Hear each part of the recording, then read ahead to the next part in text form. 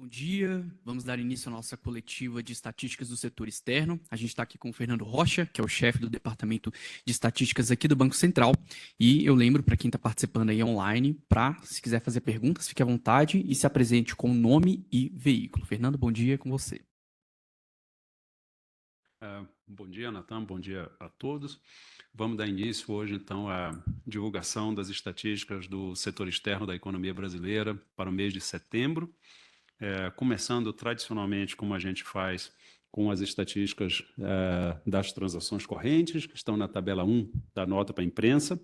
As transações correntes resumem as relações com exportação e importação de bens e serviços e as rendas recebidas por brasileiros, por residentes no Brasil, vindas de não residentes e vice-versa, as rendas enviadas por empresas e pessoas no Brasil para o exterior. Esse resumo, então, da situação corrente do Brasil em relação ao resto do mundo, as transações correntes do balanço de pagamentos foram deficitárias em 9,8 bilhões de dólares no mês de setembro. Isso significou um aumento em relação ao resultado de setembro de 2024, que havia sido um déficit de 2,4 bilhões de dólares. Portanto, a gente tem em dólares nominais, quando a gente compara esses dois resultados, 7,4 bilhões em setembro, 9,8 bilhões em setembro de 2024, 7,4, 9,8 bilhões em setembro de 2025, a gente tem um aumento de 2,4 bilhões, o que dá 32%. Se a gente olhar esse resultado, então, os 9,8 bilhões de setembro, e se a gente considerar a sazonalidade da série de transações correntes, esse vai ser o maior resultado, ou seja, o maior déficit das transações correntes para meses de setembro da série histórica do Banco Central, que se inicia em 1995, né? Então, acho que vale a pena a gente detalhar o que está por trás desse aumento no déficit em transações correntes. Como eu já havia mencionado, esse crescimento no déficit foi de 2,4 bilhões de dólares e, se a gente pode mencionar assim, as transações correntes são compostas por 4 contas principais: a balança comercial de bens, a balança comercial de serviços, a renda primária, que tem os juros e os lucros e dividendos no relacionamento com o exterior, e a renda secundária, que são as transferências, doações e outras modalidades desse tipo. Se nós olharmos a variação dessas contas para explicar a variação das transações correntes, o saldo comercial, né, o superávit comercial de bens que o Brasil tem com o exterior, ele se reduziu 2,2 bilhões de dólares no mês de setembro, na comparação com setembro do ano anterior. Então, assim, quase tudo, a grande maior parte da piora do déficit em transações correntes foi dado pelo comportamento do superávit comercial. Esse superávit comercial, no mês, ele passou de 4,5 bilhões em setembro de 24 para 2,3 bilhões em setembro de 25. Né? Ele se reduziu praticamente pela metade, se você olhar, assim, passar de 4,5 para 2,3 bilhões.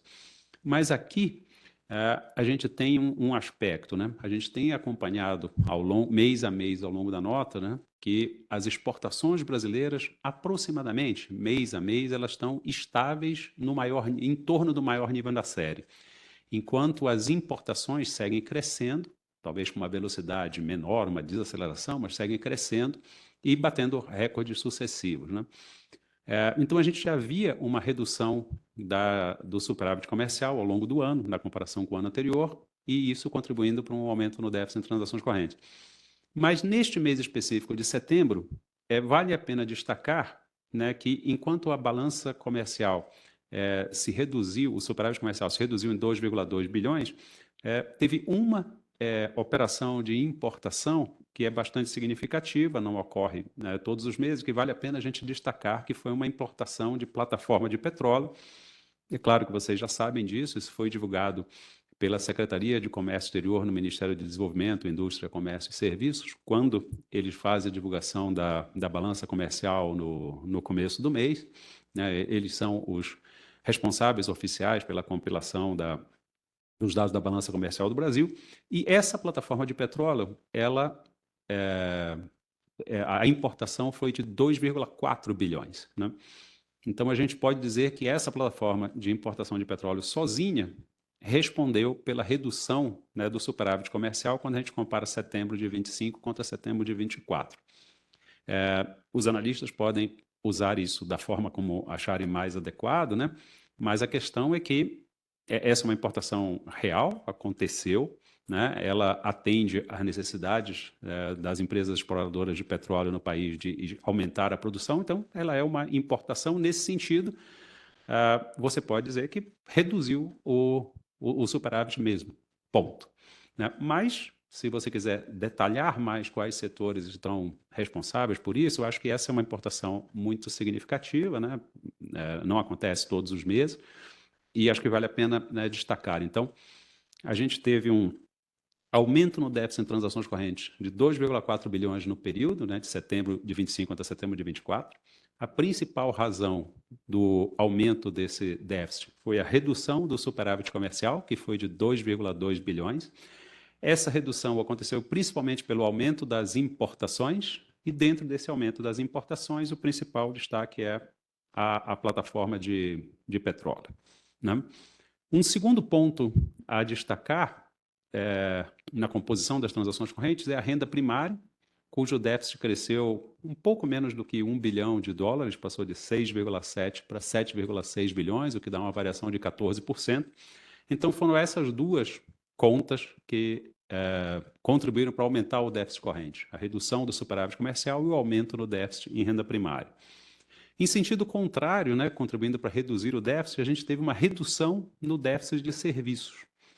O déficit de serviços foi de 5,5 bilhões em setembro de 2024 e passou para 4,9 bilhões em setembro de 2025, uma redução de 11,6%. Mas aqui também tem uma coisa a chamar a atenção, eu tenho feito isso todas as notas, né? Dentro da conta de serviços, a gente tem uma rubrica que são os serviços culturais, pessoais e recreativos, que até o ano passado, antes de entrar em vigor a lei que trouxe como efeito a nacionalização das empresas que fazem intermediação de jogos e apostas, bets, essas operações no ano passado, elas geravam muitos fluxos para o exterior, né? E atualmente elas não geram mais. Então, esse é um ponto, e aqui nesse caso ele não é, digamos, estritamente econômico, né? O ponto da plataforma de petróleo era um ponto econômico, a gente destaca pela magnitude, mas foi uma importação realmente ocorrida. Nesse caso, foi uma mudança regulatória. Isso não quer dizer que os residentes no Brasil estejam jogando mais ou jogando menos, apostando mais ou menos, só que esse fluxo não envolve mais uma transação com o exterior, portanto, não está no balanço de pagamento. Então, esse caso, né, dos 640 bilhões de redução no déficit na conta de serviço nesse mês, esse caso responde por 440 aproximadamente. Então, 2/3 são isso.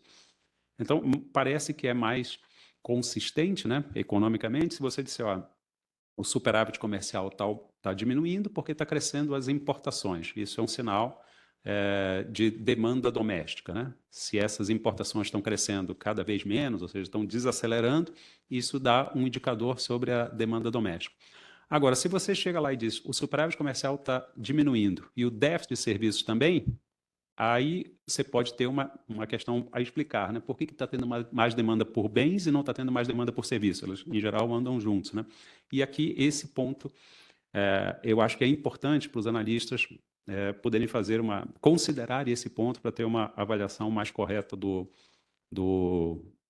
resultado corrente desse mês e dos últimos meses, né? Bom, então, houve um aumento no déficit em transações correntes, causado principalmente pela redução do superávit comercial e também, secundariamente, pelo aumento do déficit de renda primária. Uma parte disso foi contrabalançado, anulado pela redução no déficit na conta de serviço, né?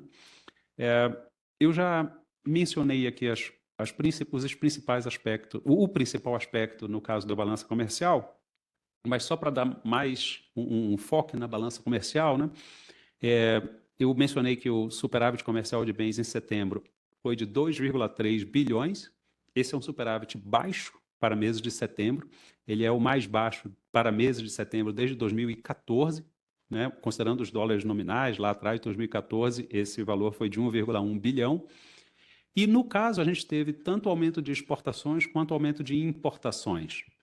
Isso é uma coisa interessante, porque se a gente olhar o aumento das exportações no mês de setembro, elas cresceram 7% na comparação com setembro do mês anterior. Mas se nós olharmos o acumulado do ano, ou seja, de janeiro a setembro, as exportações têm um crescimento bem menor, aproximadamente estáveis, né? Elas cresceram 0,9%. Ou seja, como gostam de dizer os economistas, na margem, né, olhando só o dado mais recente, teve uma aceleração das exportações no mês de setembro, quando a gente compara com o acumulado do ano. No caso das importações, esse número também exige uma certa cautela, né? O dado da importação de setembro de 25 contra setembro de 24, ele cresceu 17,4%.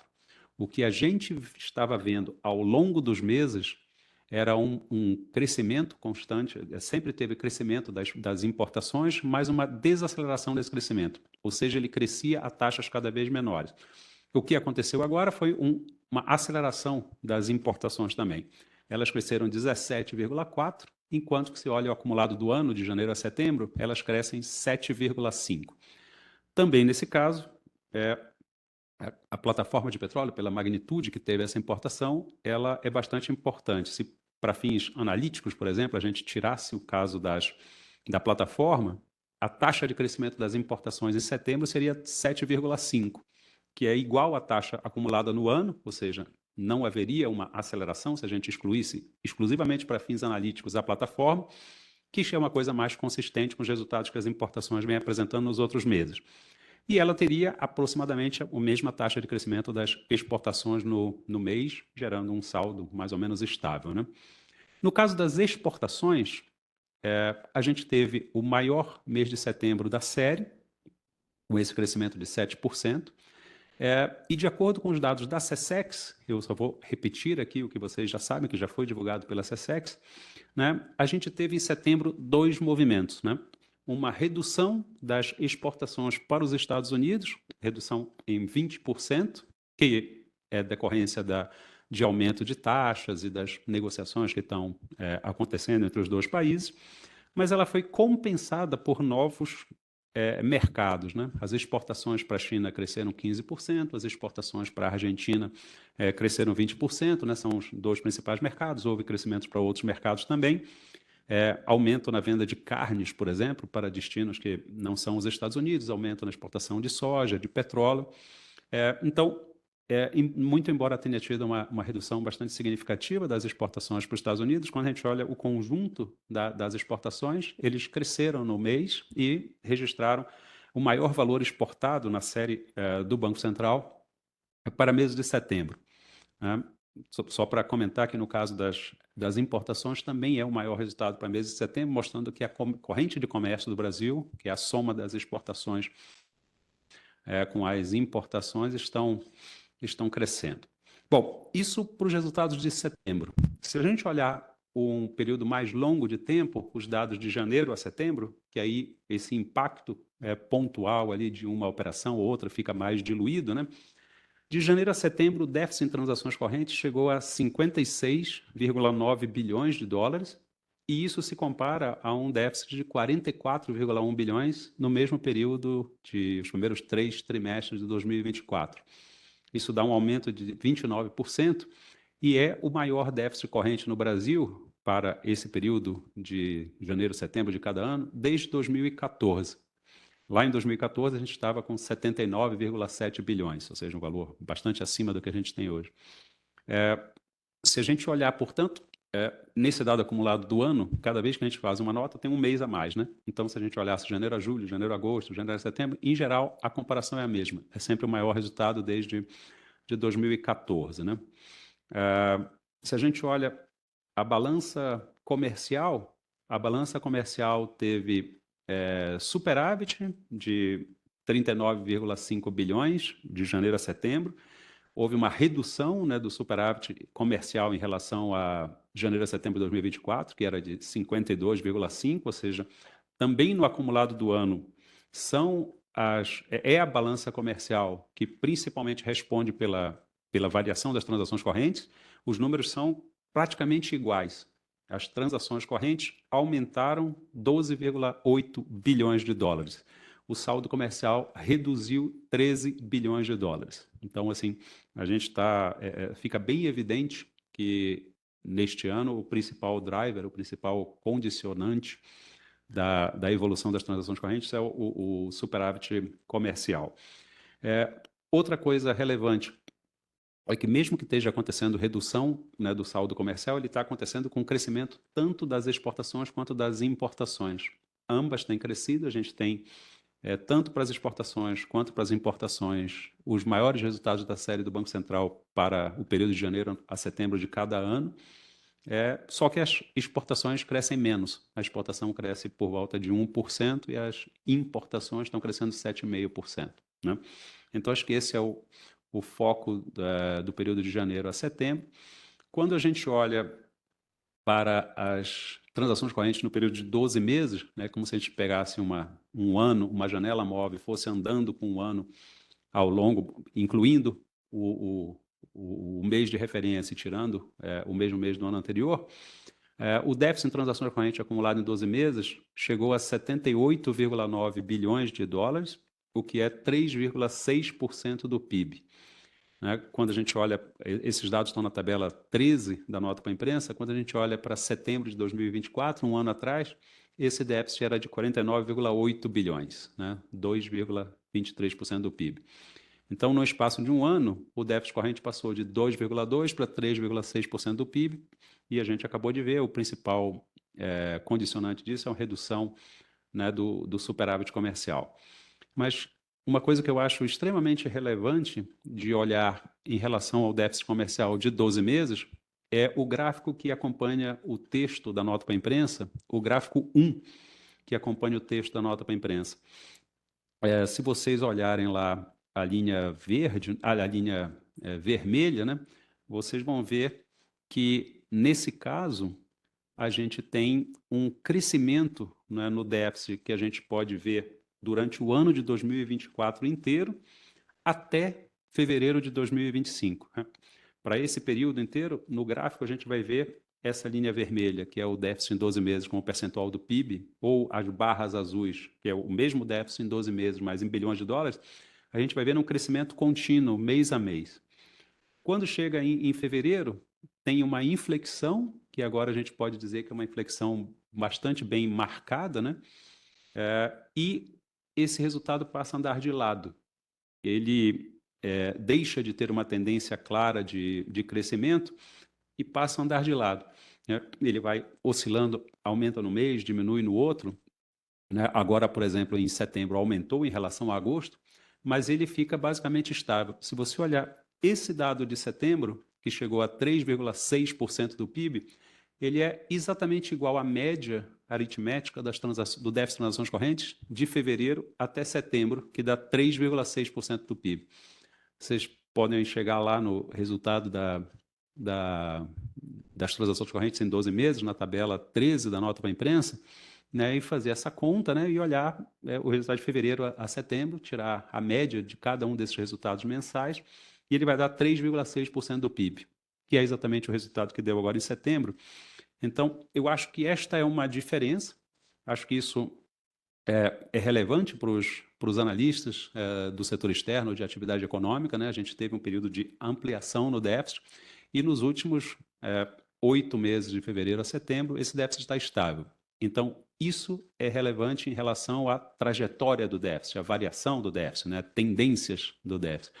E o segundo ponto é que ele está estável, né, nesse maior valor recente. Né? Então, ele baixou, ele vinha aumentando até fevereiro, ele ficou estável, mas ele não teve uma tendência de redução, ele ficou estável no valor que se encontrava em fevereiro.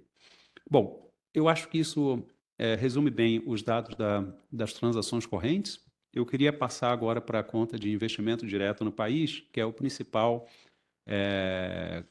a principal modalidade de investimento estrangeiro de longo prazo, que serve, entre outras coisas, claro, serve para estimular a atividade doméstica, ampliar produtividade, capacidade instalada, mas serve também como fonte de financiamento, né, do déficit corrente. Não é a única, mas serve, é a principal no caso da economia brasileira. Os ingressos líquidos de investimento direto no país no mês de setembro chegaram a 10,7 bilhões de dólares.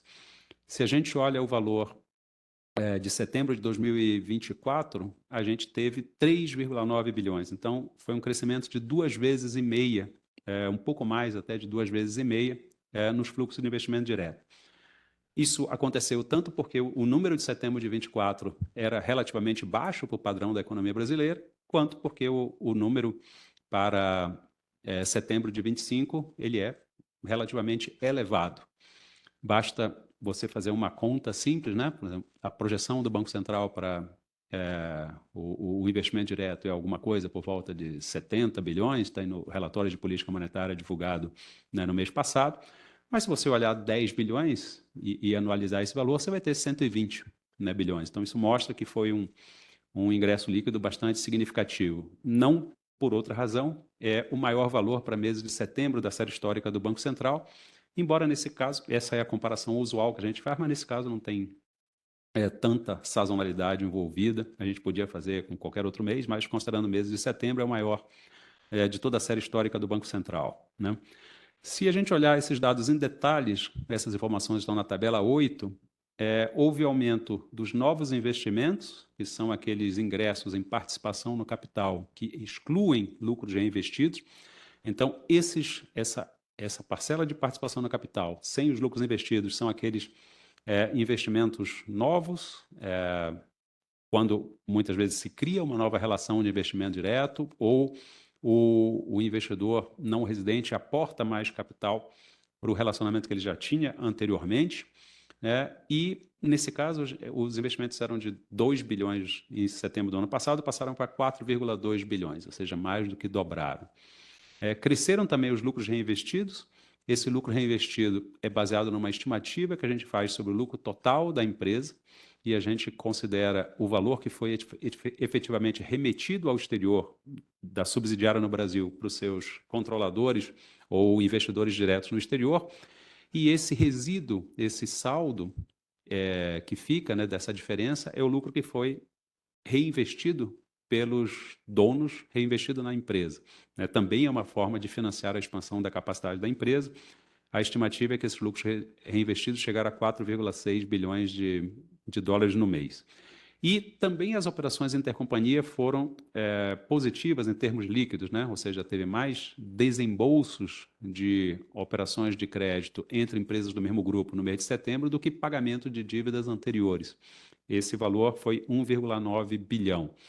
Então, em todas as, digamos assim, parcelas do investimento direto, nós tivemos não só valores positivos no mês, mais significativo, mas também crescimento em relação ao mês anterior, o que caracteriza setembro e esse resultado de 10,7 bilhões como resultado forte de investimento direto. Se a gente olha o resultado acumulado no ano, ele somou 63,3 bilhões de janeiro até setembro, e ele representou uma elevação em relação ao ano anterior, que chegou a 61,6 bilhões. Acho que a gente estava vendo ao longo desse ano inteiro valores de investimento direto ao longo de 2025 mais baixos do que o de 2024, e agora esse valor foi superado com a inclusão de setembro no acumulado do ano, né? Nos últimos 12 meses, o investimento direto chegou a 75,8 bilhões, e quando a gente compara, da mesma forma que a gente fez com as transações correntes, com os dados até setembro de 2024, lá atrás era 69,3 bilhões, agora chegou a 75,8, um crescimento de por volta de 9%, né? Esse crescimento também acontece quando a gente olha como percentual do PIB, passa de 3,1 para 3,5, ou se a gente quiser usar mais detalhes, de 3,11% para 3,47%, mostrando que o investimento direto continua tendo ingressos sólidos, não só no mês de setembro, mas ao longo dos últimos períodos, né, contribuindo para o financiamento das transações correntes e, talvez até mais importante, para o aumento da capacidade instalada doméstica, de produtividade e outros fatores que são geralmente associados ao investimento direto. Mas em termos macroeconômicos, quando a gente olha o financiamento das transações correntes, a gente continua tendo um cenário em que o déficit em transações correntes acumulado em 12 meses é mais elevado do que o IDP, né? O déficit em transações correntes, lembrando que eu acabei de falar, chegou a 78,9 bilhões, nos 12 meses encerrados em setembro, no mês passado, e o IDP chegou a 75,8.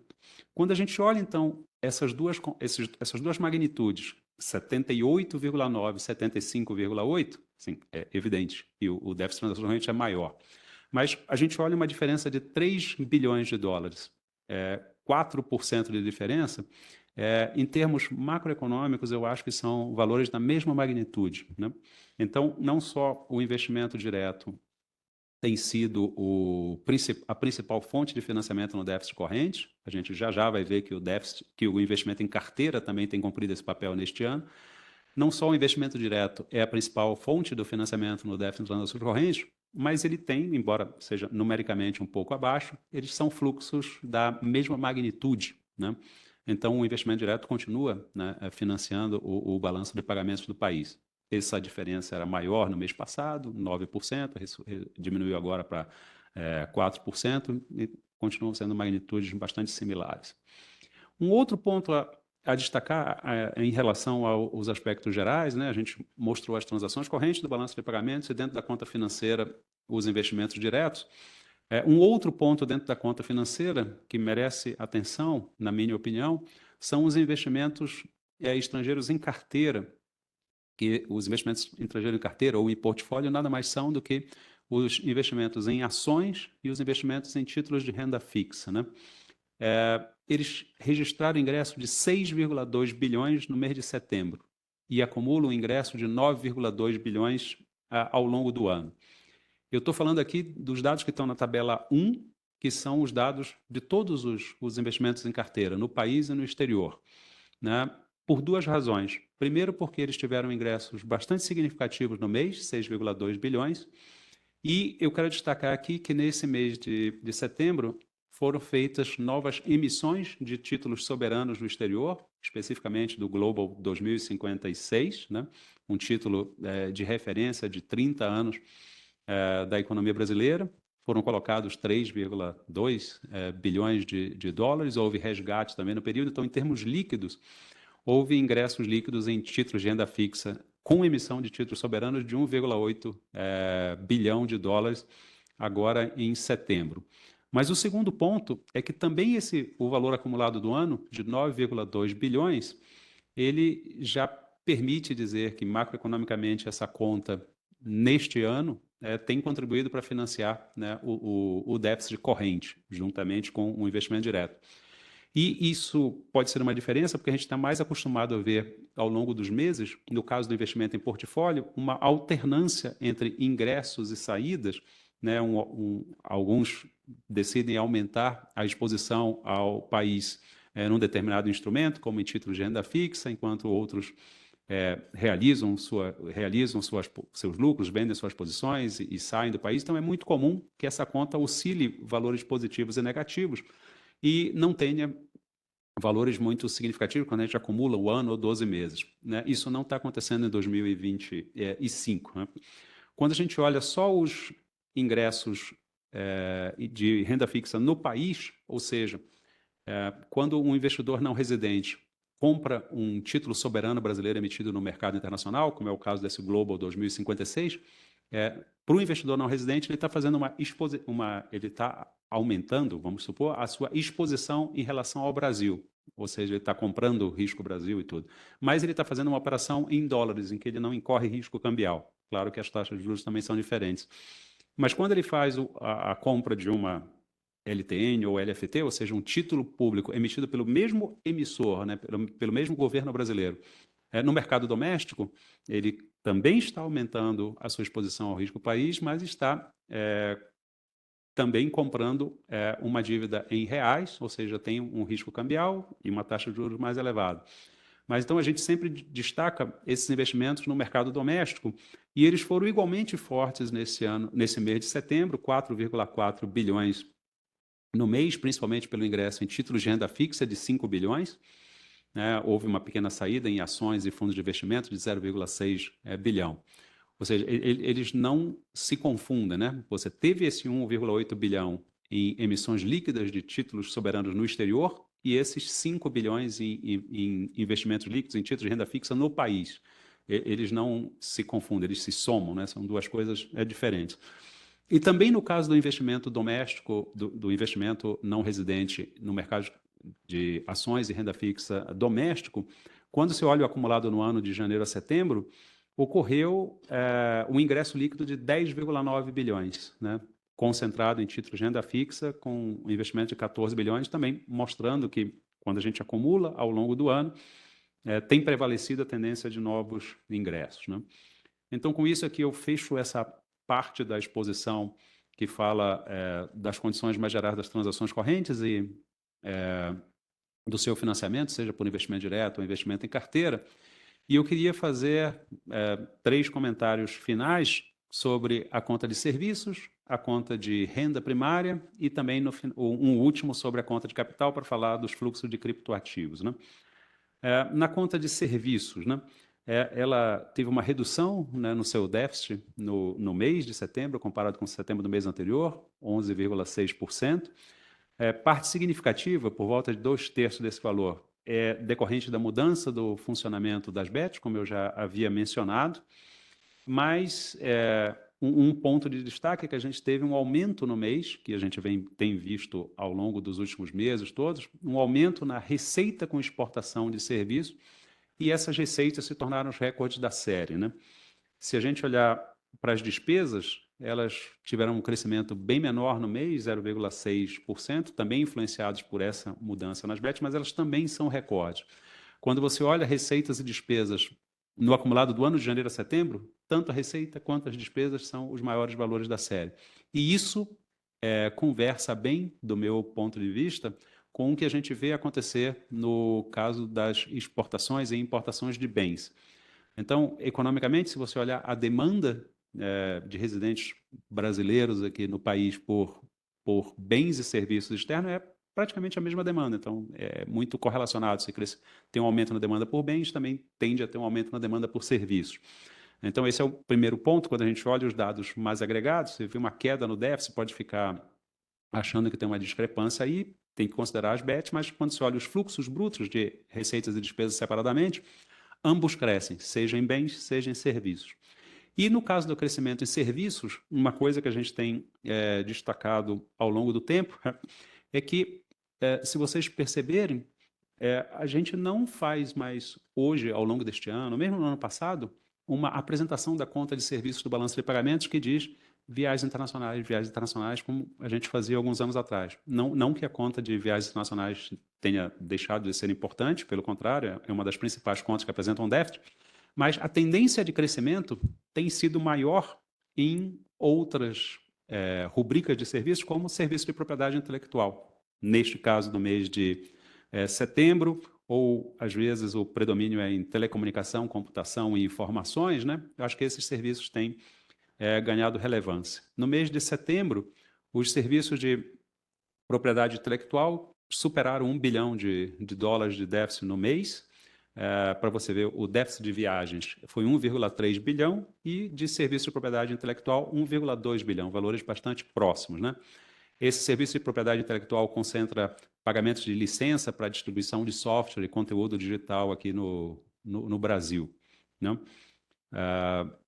Viagens internacionais, já mencionei o déficit de 1,3 bilhão. Então, eu acho que a conta de serviços tem um dinamismo bastante interessante. No caso da renda primária, a gente teve um crescimento no déficit, como eu já mencionei. Esse crescimento foi devido aos lucros e dividendos, teve uma elevação na despesa líquida com lucros e dividendos, mas ela é devida principalmente a uma redução no valor estimado das receitas, né?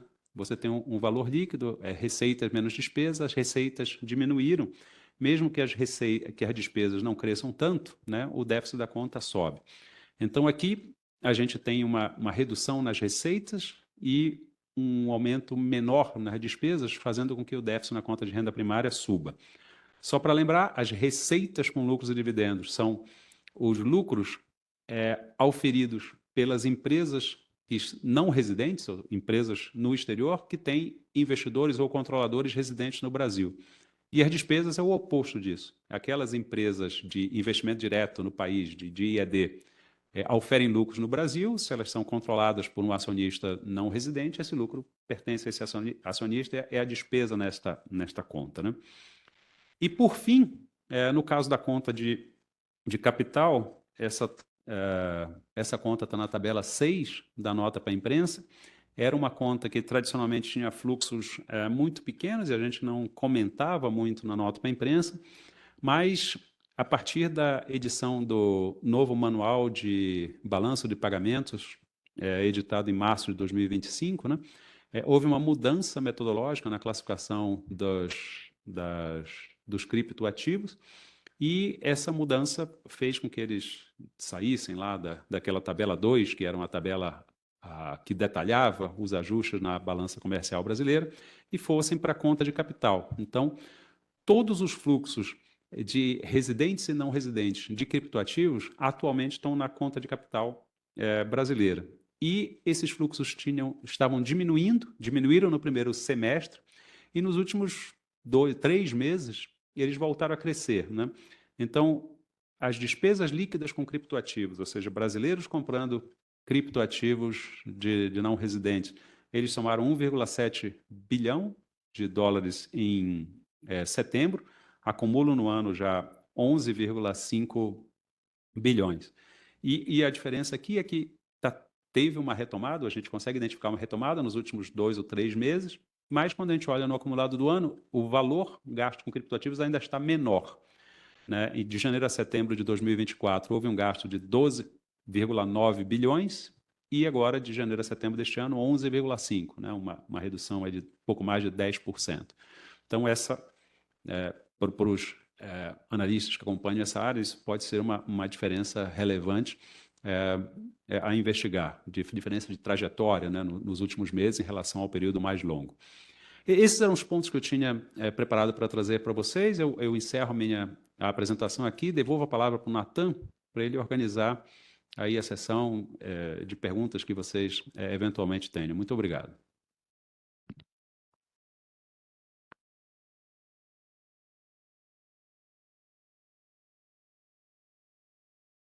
Bom dia, Cícero Cotrim, da Broadcast. Eu queria saber sobre a inversão ali do IDP e do déficit em conta corrente. Apesar de ter sido o 8º mês seguido que, em termos numéricos, o IDP em 12 meses fica menor do que o déficit em conta corrente em 12 meses, ou seja, insuficiente ali para cobrir diretamente, a diferença entre os dois caiu ao menor nível desde abril. Tem uma tendência de aproximação dessas duas métricas?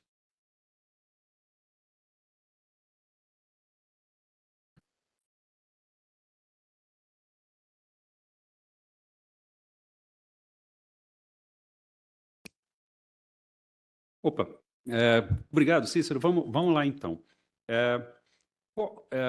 Os espectadores podem olhar os dados na tabela 13, que tem esses números que o Cícero se referiu. Se a gente olhar a coluna D, nós temos os valores acumulados em 12 meses do déficit em transações correntes. Se nós olharmos a coluna G, o mesmo valor, o mesmo número, né, o acumulado em 12 meses, mas nesse caso do investimento direto no país. O mais comum na economia brasileira é que o fluxo em 12 meses do investimento direto supere o déficit acumulado em transações correntes, fazendo com que a gente possa dizer o seguinte: os fluxos de investimento direto são mais do que suficientes para financiar integralmente o déficit em transações correntes. Isso vinha acontecendo, mas a gente viu ao longo de 2024, né, um crescimento no déficit em transações correntes, que é aquela linha vermelha apontando para baixo, assim, na tabela, no gráfico 1 do texto da nota para a imprensa, enquanto o estoque de investimento direto no país cresceu menos ou, se quiser, ficou mais estável e tudo. Então, quando chega em fevereiro, esse número muda, né? Então, em fevereiro, o déficit em transações correntes chegou a 79 bilhões e o investimento direto no país ficou em 78,3. Eu acho que a tendência, eu sempre acho que a tendência é mais importante do que esse ponto específico, né? Se você botar as duas séries e fizer um gráfico, né, a gente vai ver que o déficit em transações correntes ele tinha essa tendência de aumento e o investimento direto no país ou tinha uma tendência menor de crescimento ou estava estável ao redor desse valor de 70 e poucos bilhões, ou 70 e muitos milhões, se quiser. O que aconteceu em fevereiro foi as linhas, digamos, se encontraram. Se você vem olhando as linhas, você pode ver uma tendência, ou elas vão se cruzar, elas se cruzaram em fevereiro. Em fevereiro, elas tinham o mesmo valor, lá, 79,0, 78,3. Acho que macroeconomicamente eles são iguais. Mas o que aconteceu depois? Essas tendências continuaram, né? Nesse caso, se a gente olhar as transações correntes, elas, como eu já disse, ficaram mais ou menos estáveis, né? 79 foi ali o recorde, 79 bilhões foi o recorde recente, mas depois 75, 77, 78, 76, por aí, ficaram mais ou menos nesse patamar, enquanto o investimento direto se reduziu, né, de fevereiro até maio, até junho, por exemplo. Ele baixou de 78 para 69 bilhões. Ele passou 3 meses estável em 79, quer dizer que a cada mês que entrava em 2025, você tinha um valor que era mais ou menos igual ao que estava saindo em 2024. Ele ficou mais ou menos estável em 69 bilhões e agora teve esse crescimento. Esse crescimento era, a gente não sabia a magnitude, esse crescimento de setembro especificamente, a gente não sabia a magnitude, mas ele era esperado. Porque se a gente, os 12 meses são uma janela, né? Você sempre põe um mês e tira o outro. Então, a gente sabia que o valor que ia sair era 3,9 bilhões, um valor baixo. Então, assim, ó, com certeza esse número vai aumentar. Esse número veio acima das expectativas, né? Então, aumentou bastante. O que a gente pode dizer aqui?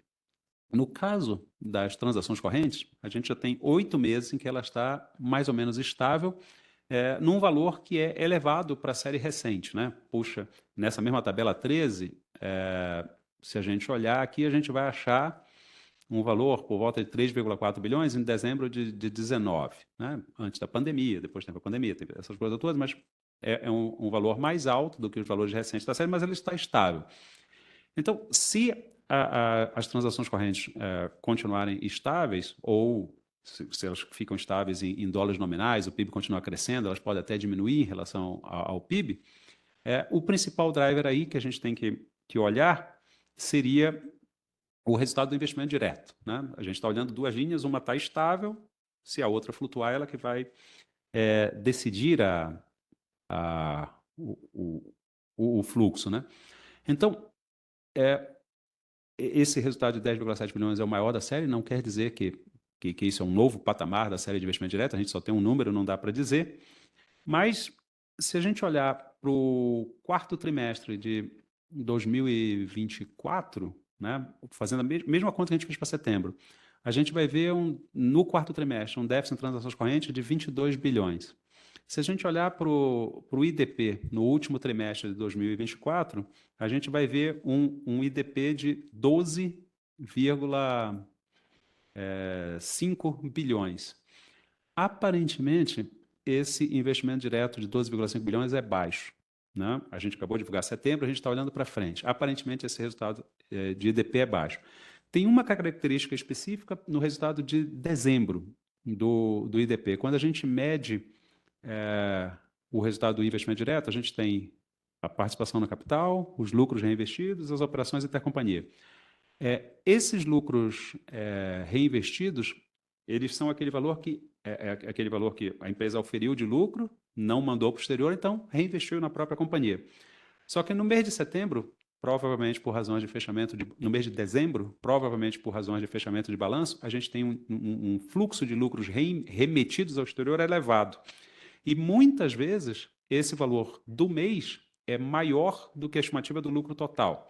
É como se, assim, eu tive um lucro total de 5 em outubro, 5 em novembro, 5 em dezembro, 15. Aí a remessa em outubro era 2 e reinvestia 3. E em novembro era 2 e reinvestia 3. Quando chega em dezembro, eu pego toda aquela sobra, 5 bilhões desse mês e 3 de cada mês, e mando 12 para o exterior. Estou falando números aleatórios. Se o lucro é 5 e eu mando 7, 10, 8, eu mando mais do que eu remeti naquele mês. Então, eu estou desinvestindo o lucro. Então, ele fica negativo e diminui o investimento direto. Então, a gente tem investimentos diretos, em geral, o valor do mês de dezembro é baixo.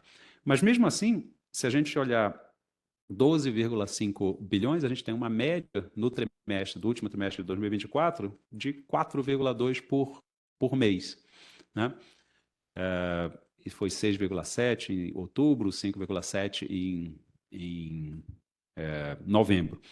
Então, é possível, isso não é uma projeção, mas é discutindo a possibilidade, olhando os números por dentro, quando a gente olha os dados passados, esses dados vão sair e vão entrar novos. É possível que o investimento direto mantenha o patamar onde a gente está, ou mesmo que cresça, eventualmente, né?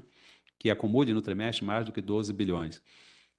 Então, isso pode dizer que a gente vai ter um trimestre ali onde esses dois números, o transações correntes acumulado em 12 meses e o investimento direto no país acumulado em 12 meses, podem continuar mais ou menos da mesma magnitude, né?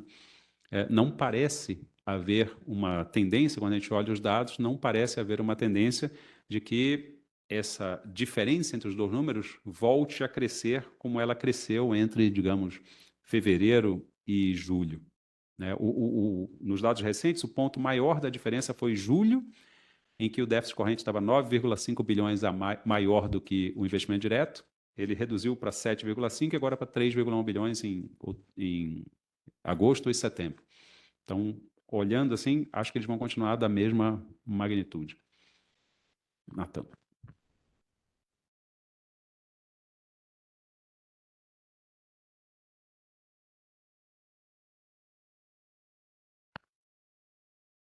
Bom dia, Rocha, tudo bem? Natália Garcia, da Folha de São Paulo. Vou sair um pouquinho aqui das estatísticas, mas mantendo no tema. Ontem o BC anunciou, né, uma intervenção de câmbio na segunda-feira, naquele formato casadão, né? Vai ter venda de 1 bi no mercado à vista, conjugado com o leilão do swap câmbio ao reverso. E aí eu queria entender melhor, assim, o que o Banco Central visa quando faz esse tipo de operação casada, quais os efeitos disso em termos de reserva, liquidez, puder comentar, por favor.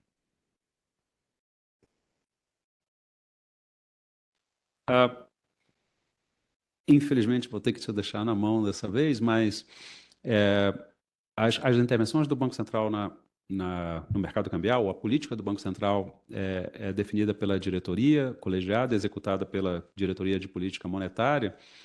Não é a equipe do Banco Central onde eu faço parte, eu não tenho nenhum comentário, portanto, a fazer sobre isso, mas, enfim, os nossos colegas da assessoria de imprensa estão aí para te ajudar a dirigir essa pergunta para os colegas que são mais capacitados a respondê-la.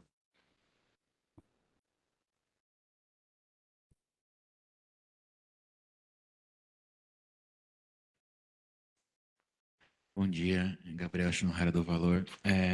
No caso do déficit das transações correntes, a gente teve a questão da plataforma de petróleo, né? Para ser o maior da série histórica de setembro.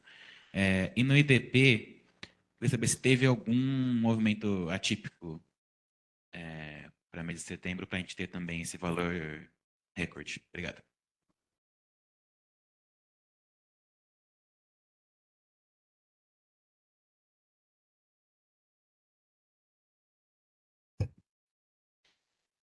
Alô? Opa. Excelente pergunta, Gabriel. Bom, um primeiro comentário, eu entendo perfeitamente o que você perguntou e estou de acordo. Eu só não diria que a importação de plataforma de petróleo é atípica, né? Ela é uma decorrência do crescimento da atividade petrolífera no país. A diferença só é que ela é uma importação muito grande e pontual, assim. Mas a gente não tem importação de plataforma de petróleo todo mês, né? Porque ela é um negócio muito grande, leva mais tempo a fazer, então ela não é atípica, mas como ela tem um volume muito grande, a gente sempre destaca para os analistas que acharem interessante fazer a comparação mais adequada com e sem ao longo do período. Mas, assim, a pergunta é completamente correta e eu acho que tem um ponto, uma tabela que pode nos ajudar a fazer essa avaliação, que é a tabela 14. Como eu havia mencionado, o investimento direto ele tem 3 componentes, né? A participação no capital, os lucros reinvestidos e a operação intercompanhia. Essa tabela 14, ela trata dessa primeira parte da operação de participação no capital, que são aqueles novos fluxos financeiros que vieram direto lá do investidor não residente, do país estrangeiro, e que chegaram aqui no Brasil. Então, se a gente olhar o mês de setembro nas duas tabelas, desculpe, na mesma tabela, o mês de setembro de 25 e de 24, a gente vai ver que uma coisa que caracterizou o dado de setembro foram operações de maior magnitude, né? Se você pega as 4 primeiras faixas de valores que estão nessa tabela, a gente vê que eles foram mais ou menos parecidos, né? As operações abaixo de 10 milhões de dólares, que é um aporte pequeno da empresa, por alguma razão, na sua subsidiária aqui, ou até 20, 50, 100. Se a gente olha as operações até 100 milhões, que individualmente têm valor até 100 milhões de dólares, os valores foram basicamente iguais. A gente teve 1,5 bilhão em setembro de 2024, 1,6 bilhão em setembro de 2025. A diferença começa a ser nas operações acima de 100 milhões, né? Nessa faixa que a gente mostra de 100 milhões a 500 milhões de dólares, o valor mais do que dobrou, né? Passou de 860 milhões para 1 bilhão e 800, né? Aqui a gente não está falando da quantidade de operações, mas do valor dessas operações maiores, né? Eu acho que a quantidade de operações ela fica principalmente naquelas operações abaixo. E a gente teve uma coisa que a gente tem com menos frequência, que é operações específicas de um investidor não residente em um investido residente do Brasil acima de 1 bilhão de dólares. Também não são operações atípicas, né? Mas são operações que acontecem com menor frequência, dado o tamanho dessa operação. Se a gente olhar operações acima de 1 bilhão de dólares, no ano de 2024, elas não ocorreram, né? Nem em setembro, nem ao longo do ano. E agora, em 2025, a gente pode dizer que ocorreram duas, né? Uma em setembro, nesse 1 bilhão, 1 bilhão 144 milhões, e de janeiro a setembro ele acumula 2,6. Então, se a gente está olhando aqui operações acima de 1 bilhão, e elas têm 2,6, elas são duas, né? Então, o que a gente teve? A gente teve, na parte de participação no capital, a gente teve em setembro a concretização de operações de maior valor. Necessariamente são operações que decorrem de planejamento e que vêm sendo trabalhadas há vários tempos, há vários meses ou anos, se concretizaram em setembro. Então, a gente teve operações de maior valor em setembro que contribuíram nessa parte de participação do capital para um valor mais alto. A segunda parte é que, em relação a lucros reinvestidos, a gente estima o lucro total da empresa e olha nas operações cambiais quanto foi remetido de lucro ao exterior. Um menos o outro dá o lucro reinvestido. Neste mês de setembro, a gente teve remessas de lucros ao exterior menores do que a gente teve nos meses anteriores. Então, teve uma redução da remessa de lucro. Isso é uma decisão da empresa, ela decide remeter o lucro. É decisão dos controladores, claro, que decidem que a empresa aqui investida remeta lucro para eles. E essa remessa foi menor. Então, por conta dessa decisão da empresa, mais recursos dos lucros foram reinvestidos na sua atividade. Então, acho que esses são os dois aspectos principais. Ou seja, não teve nenhuma, digamos assim, operação atípica, mas a gente teve esses dois aspectos, né? As matrizes decidiram receber menos lucro nesse mês de setembro. Elas, por alguma razão, podem estar esperando, pode ter a ver com isso pode ser uma coisa pontual de ter a ver com a taxa de câmbio do determinado período, elas podem estar guardando para remeter em dezembro, como eu havia mencionado, mas elas remeteram menos lucros agora e aconteceram algumas operações de maior magnitude que não estavam acontecendo, foram mais raras ao longo desse ano e não aconteceram no ano passado. Então, A gente tem uma pergunta via chat aqui da ótimo. Mariana Assis, do G1. Uhum. Ela tem duas perguntas, na verdade. Ela pergunta primeiro, a relação entre o déficit registrado nas contas externas de setembro e o tarifaço? E se sim, se você pode detalhar. E a outra pergunta dela é sobre os gastos de brasileiros em viagens internacionais, de quanto foi? São essas duas perguntas.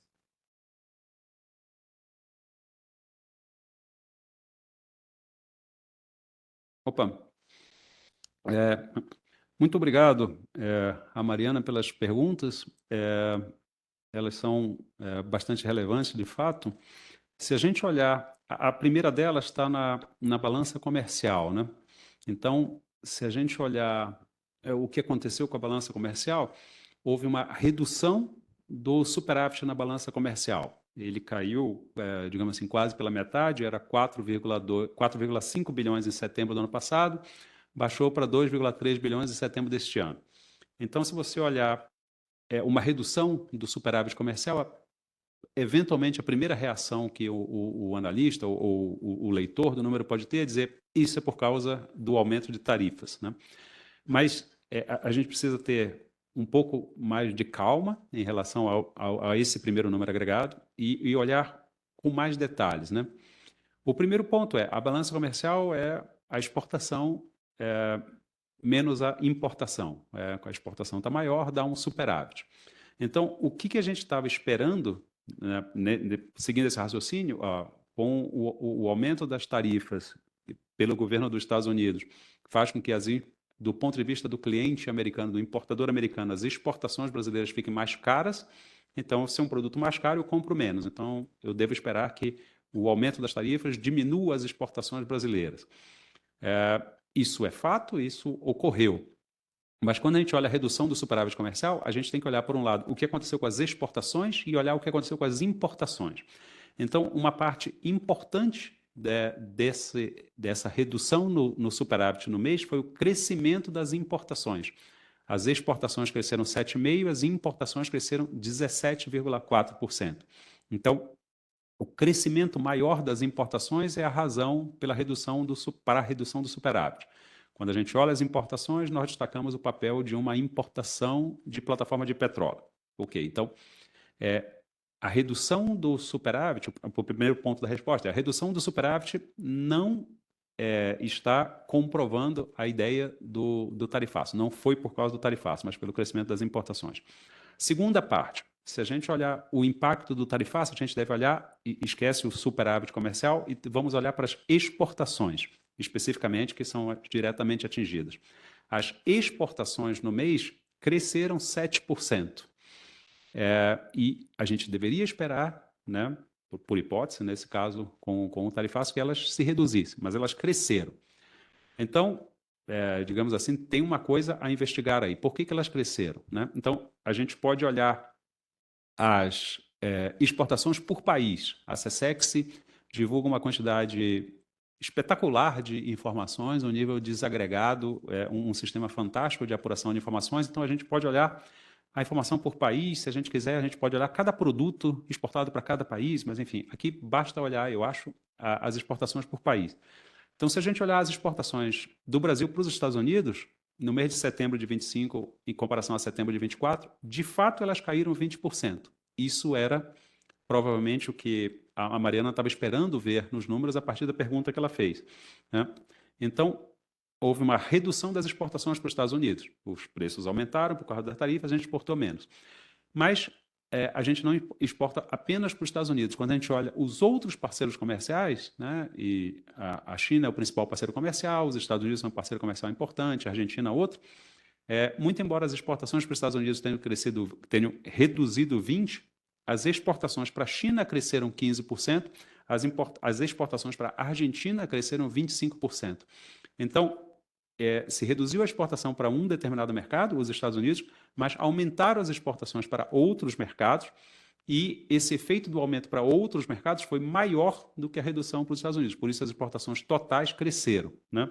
Então, se ela quiser uma resposta, né, a partir considerando todos esses comentários, sim, há impactos do aumento de tarifas de importação, né? Eles se refletem na redução das exportações do Brasil para os Estados Unidos, mas há, digamos assim, outros impactos, ou impactos indiretos, né? O exportador não consegue vender para um determinado cliente, busca outros clientes. Então, a exportação para outros mercados no mês de setembro foi mais intensa, né? Tem um volume maior do que a redução das exportações para os Estados Unidos.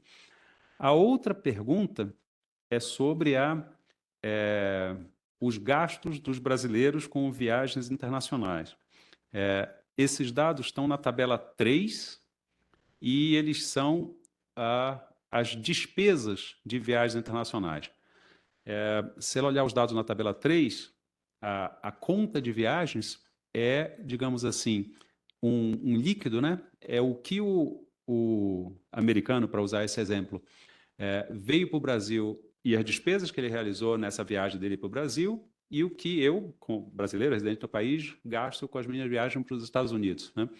Então, a conta de viagem brasileira é deficitária, ou seja, sempre os brasileiros gastam mais, os residentes no Brasil gastam mais nas suas viagens ao exterior do que os estrangeiros vindo no Brasil.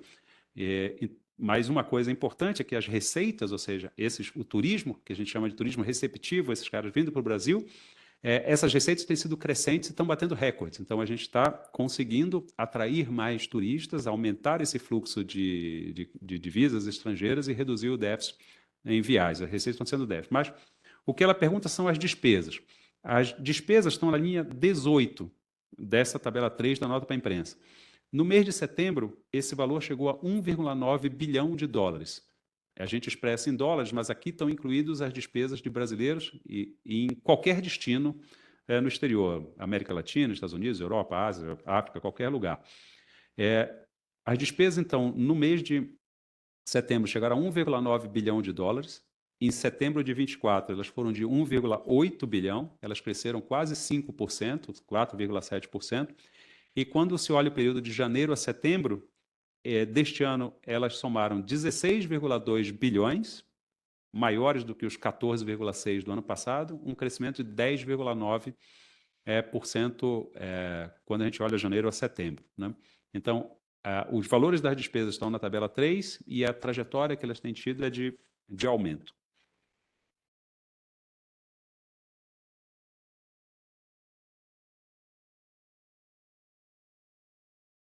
Algo mais?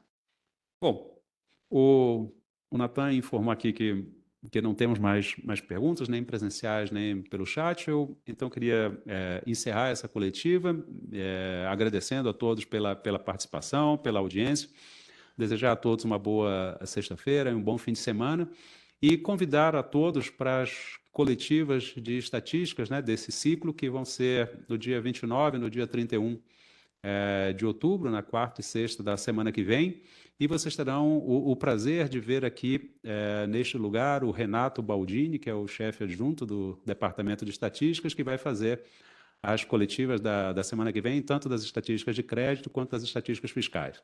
Muito obrigado, boa sexta-feira, bom fim de semana a todos.